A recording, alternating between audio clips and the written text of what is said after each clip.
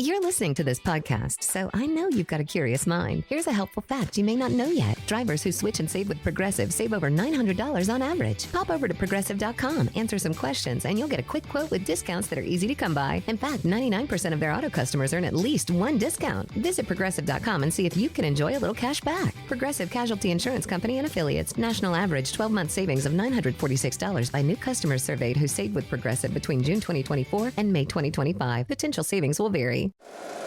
Every team, every topic, everywhere. This is Believe.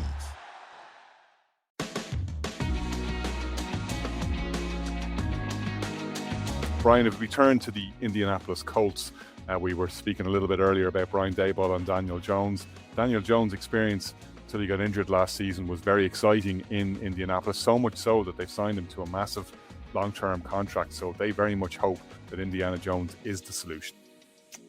Yeah, and I think importantly as well, they kept Alex Pierce with the big bumper contract, which kind of was immediately announced on that opening period on the free agency week. I guess they've looked at it kind of in terms of the production they saw prior to the injury.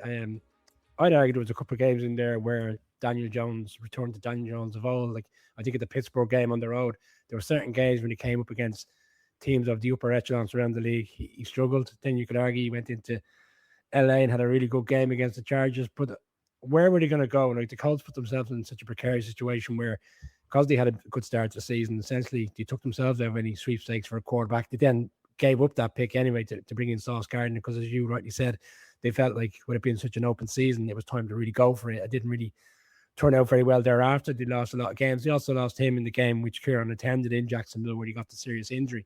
But I think isn't it funny though, just as you bring up the point, and we talked about it at the time, and as you said, like I was saying, whether or not it works out, at least I applaud the Colts being brave enough to recognize that this is the season where you need to take a big swing because the AFC is just open completely wide. You're looking at a lot of the off-season moves now, and you're thinking obviously a lot of front offices thought exactly the same way. Hence why the Steelers parted company with Mike Tomlin, why the Ravens parted company with John Harbaugh, and why the Bills parted company with Sean McDermott. Those three front offices were clearly looking, saying, you guys had open road in front of you and you didn't take advantage of this. We may never get a chance this good again. Yeah, and Shane Steichen has been there a period of time there where you felt maybe there was a conversation at the end of the season, was he worthy of remaining in situ as their head coach after they got him again. I think for me, ultimately, it's actually not about Daniel Jones and it's not about Alex Pierce. I think it's about Jonathan Taylor, and can they keep Jonathan Taylor to running back because fit throughout the course of the season. We saw last year the heavy load in which he got, and when he's playing really well, it's really fruitful. Four touchdowns, I believe, in the game in Berlin. He is the killer for them. He is the player that ultimately I think takes his team to where they need to be within the division. But they've allowed Zach Moss to walk away, which was a reasonably good backup running back, and they're kind of relying on two unproven players. And my concern is if Taylor gets injured, where the team goes in the running game. I think Daniel Jones, and what we've seen even in their experience in New York, Daniel Jones is serviceable and can do well if he has a running game that supports his skill set. And if that goes away, then it's all on Daniel Jones to put this team together. And I'm not entirely sure still to this very day he can do that. They made some, I suppose, changes on defense, but ultimately I think it's about this offense. Offense in the end was quite a high scoring team for a large part of last season, but obviously it fell away thereafter. They'll expect that to come back. But will they be able to keep up with the Texans and Jags, bearing in mind what we saw despite the Texans lost in the divisional round? I'm not entirely sure this Colts team again is primed to go and really push on to win the division. A lot of questions unanswered for me.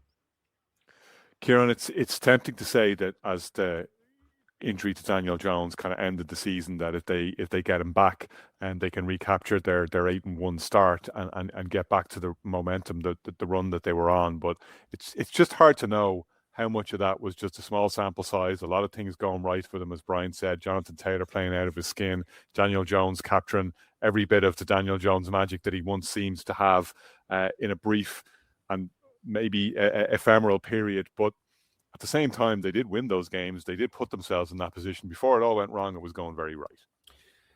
Yeah. I mean, their season was the classic tale of two halves. I mean, I will preface all this by saying that I can't ever trust anyone after seeing Daniel Jones for 6 years in New York. I mean, it's just I can't trust in him and his ability to. I mean, he's never finished a full season.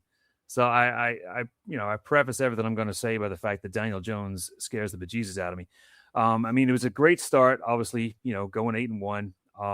But you got to temper that. I'm not going to call it fraudulent, but you look at the first half of their season. They got by Denver early, and then they had the Raiders, they had the Cardinals, the Chargers, the Titans twice, and the Falcons. That's not exactly a tough schedule. Plus, you're playing indoors most of those games, or the weather's pretty handy as well. Second half of the season after the bye, they had the Chiefs, the Texans, the Jags twice, Seattle, and the 49ers. That's when the rubber hit the road, and that's when they were found wanting. Obviously, Jones went out in December against the Jags. Taylor started to pull up a little bit. I mean, his last 3 games, 46 yards, 70 yards, and 26 on the ground. That's indicative of how they finished losing 8 straight games. So I'm not going to call them fraudulent, but it was really a lot of factors in their favor at the start. A lot of players really hitting the peak at the start of the season. But as we all know, nobody wins Super Bowls in late October. So it all came crashing to the ground.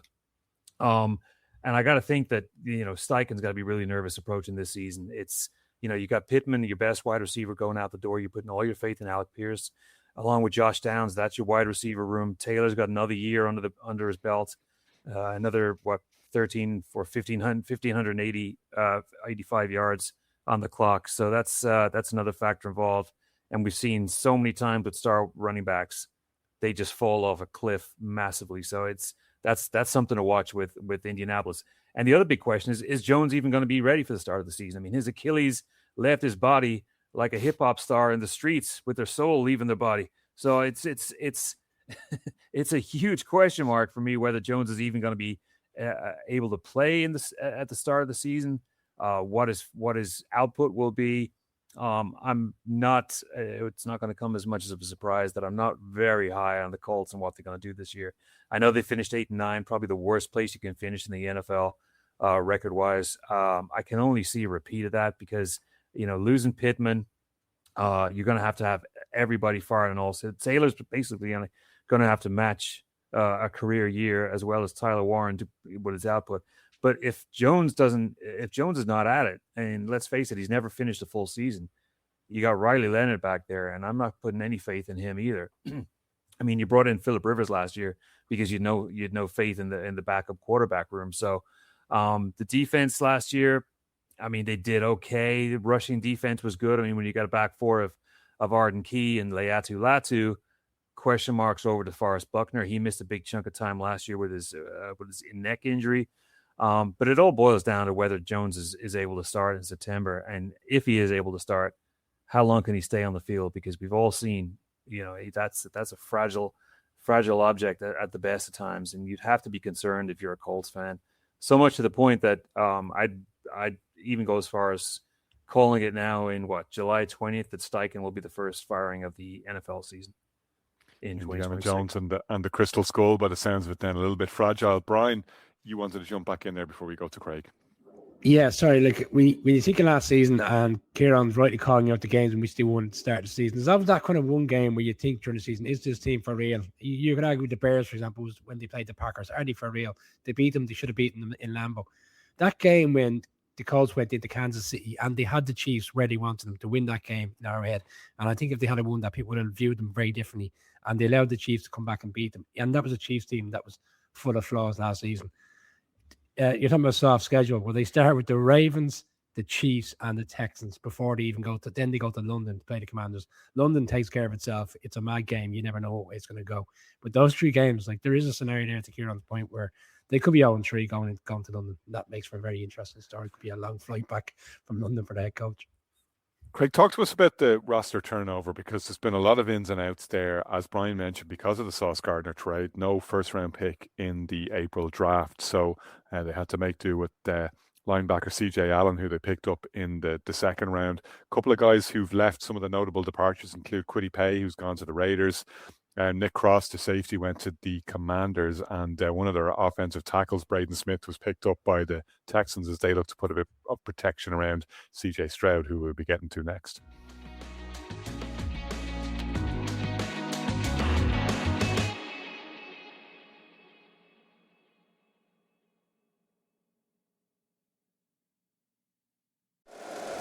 If you like the show, please take a moment to rate, review, and subscribe. It really does help the show to grow. Thank you for listening.